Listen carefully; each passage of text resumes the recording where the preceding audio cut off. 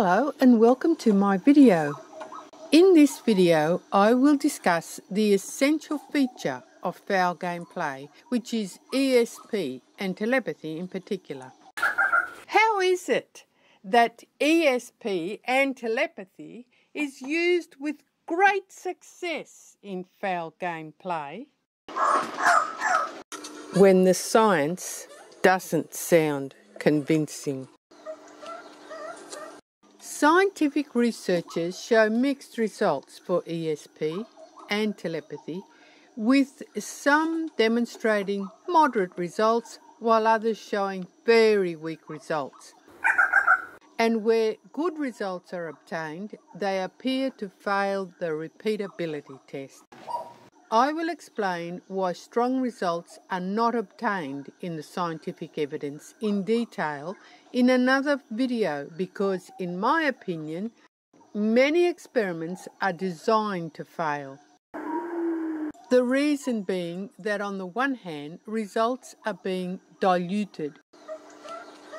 Results are diluted by selecting many subjects who are weakly related and putting them together with some who have a moderate relationship, and then adding to that a very small number who are strongly related.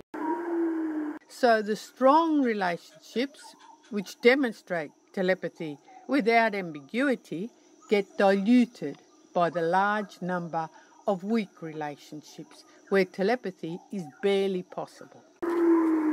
And on the other hand, conditions apply that disable ESP, especially telepathy, by double blinding.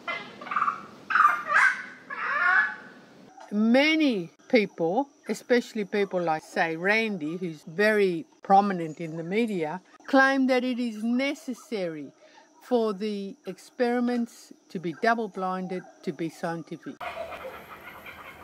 Double blinding removes relationship. With unrelated subjects, telepathy is impossible. You can keep your money in the bank. It is effectively the same as putting blindfolds on the subjects and then asking them to read a chart on the wall. In foul gameplay, the conditions for extrasensory perception are optimized to the fullest extent so that telepathy is guaranteed. The targeted person will perceive mental suggestions made by the chief offender. The conditions that apply are firstly strong, very strong relationship. The chief offender is commonly a relative, someone in the person's family or a close friend or a work associate. These are the ones that are most likely.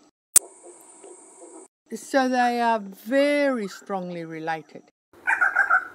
You might say, why would somebody who is related or friend, etc., exploit relationship to cheat another person? The main reason is to gain power and influence over the other person in relationship, to manipulate and control them. And of course there's also revenge and narcissistic supply, that is, getting pleasure from another person's pain and suffering. These people are always inhumane people, but they're masked, so they appear benevolent. The other condition that applies is high attention and focus. The targeted person has high attention and focus on the chief offender who is making the mental suggestion. Why would the targeted person be attentive and focused? The reason is because the chief offender poses a concealed threat, which draws attention. But in a concealed threat, the targeted person doesn't know that they are being threatened. They have no knowledge. And I will explain this soon. When threatened, whether concealed threat or not, A person has fear, which is the normal reaction. That reaction readies their body for action. But more importantly, it helps them determine what action to take. So in fear conditions, the cognitive functions, that is thinking and reasoning, are firstly suspended in favour of perception. All types of perception, both direct mental perception, in other words, extrasensory perception, as well as sensory perception, are heightened. The person will pay high and sometimes even undivided attention to the source of the threat, which in this case is the chief offender. And the targeted person will continue to be attentive and focused on the danger posed until they obtain the information that they need to determine the best course of action, to reason and determine whether they want to stay and fight or run away.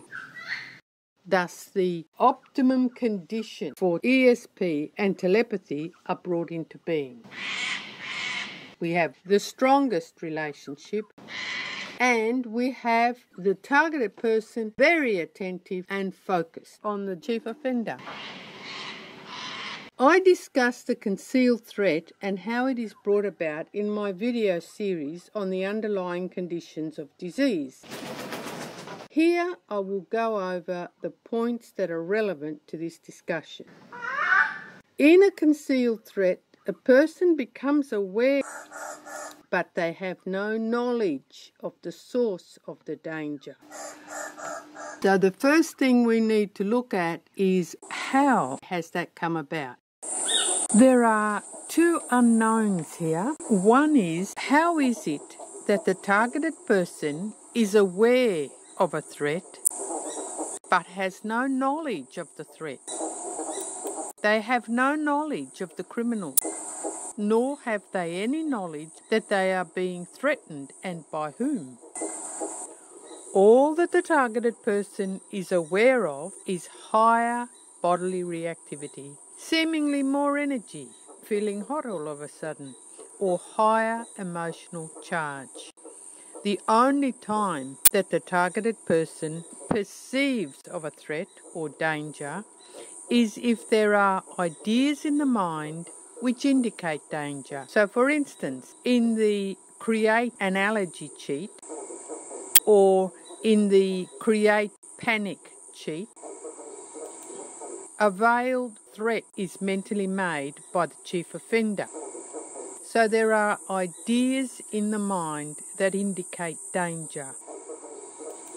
In these cases, the targeted person appraises their bodily reactivity as fear. So why doesn't the targeted person perceive of any instructions that the chief offender might make to the criminal?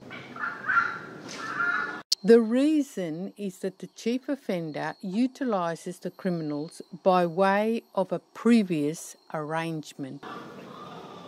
There are two agreed signals. One is that when the criminals arrive on the scene, they ring the chief offender.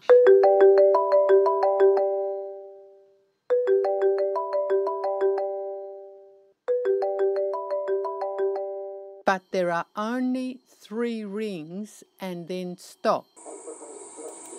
So no phone call needs to be made. The chief offender knows that the criminals have arrived. So from then on, the clock is ticking. He or she can make a threat because intent is all that is needed. Criminal intent. The chief offender can make the threat because the go-ahead signal for the criminals to shoot the targeted person is to make their mobile phone ring 5 times and then stop. So again, no phone call is answered. no instructions are given verbally, which the targeted person could mentally perceive. Hence, the very same threat, the concealed threat, can be used in any number of ways. For instance, the same threat is used in the love at first sight cheat, which is the farthest one could ever imagine from being threatened.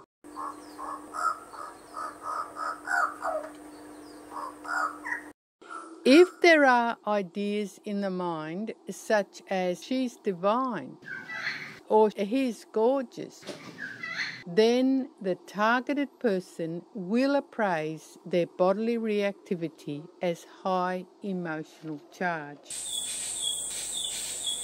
And he or she will believe that they are strongly attracted to whomever they see in front of them. It shows that to be able to properly appraise their bodily reactivity, a person needs knowledge as well as awareness. The ideas in mind cannot always be trusted to provide that knowledge, because an inhumane related person's suggestions mentally addressed to us may not always be discerned as suggestions. The suggester may not be perceived. So why? This brings us to the other unknown. How is it that a targeted person has no knowledge of the identity of the presenter of the ideas in the mind? The ideas appear seemingly of their own accord. The targeted person perceives the ideas, thus they have awareness, but he or she has no knowledge of the source of those ideas. The ideas appear as their own thinking. The only clue that they may have is that the ideas appear suddenly and that they are not of their own calling. The reality is that the ideas do not arise of their own accord. Ideas are not in business for themselves. The ideas are extrasensory perception and part of the cheat. To cheat another related person, the very first thing that any inhumane person does is to create situations where the targeted person will unwittingly dismiss knowledge of some particular awareness. There are two basic situations where this is done. The first is where the targeted person is given a glimpse of the ugly, dark, true character of the inhumane person. The chief offender says or does something nasty or even cruel without the mask on, so that the true character becomes visible momentarily.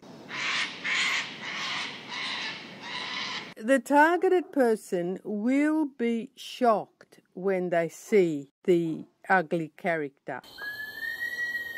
But they see whatever is said or done as inconsistent with the character they know. They dismiss it as a mistake or as something that was not really meant. Unwittingly, they dismiss this knowledge on false reasoning because they don't know the true character of the chief offender. They only know the mark. The problem created is that at any future time, when they are again aware of the ugly, real character of the chief offender, they will have no knowledge in the mind, no ideas pointing to the ugly character. They will only have a vague awareness. So the chief offender can present ideas in the mind, that is, telepathically.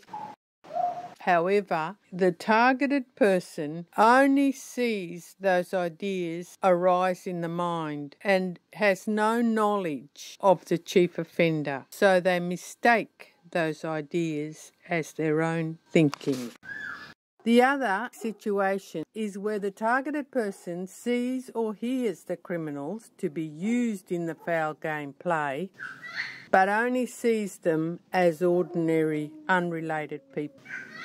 Thus, the targeted person unwittingly dismisses knowledge, reasoning on appearances.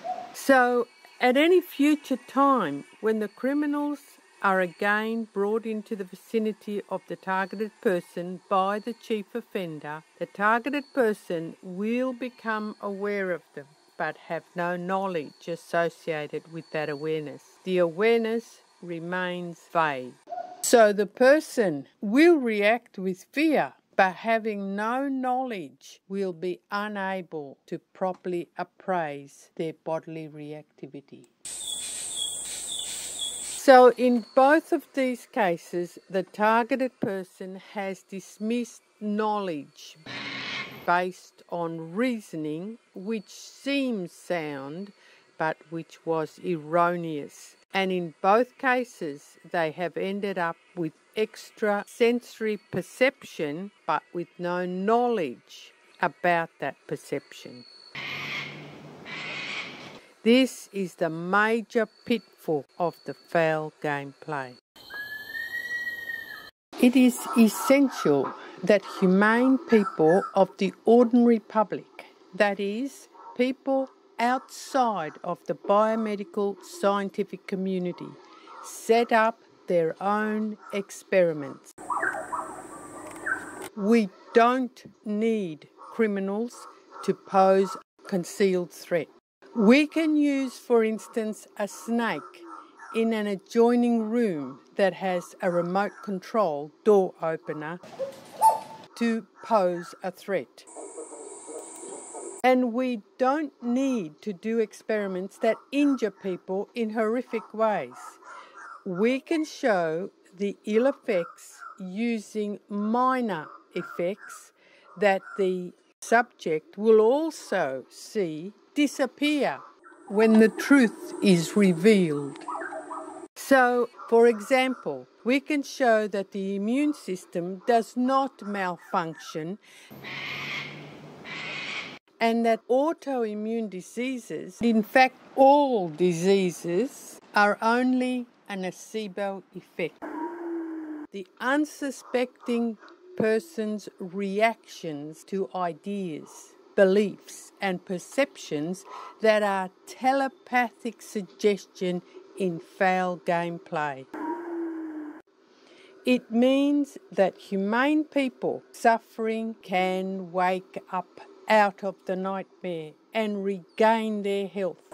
This is true empowerment, as well as showing up not only the foul game play of the inhumane, but the shortcomings of the biomedical and scientific community. To this end, I will make a series of videos on the sort of experiments we, the lay, humane people, can do to satisfy ourselves of the reality and how easily a person can get well. We can, even under the worst circumstances, retain our health. Thank you for viewing my video. See you in the next video. And here is a short video of two goannas fighting in my backyard.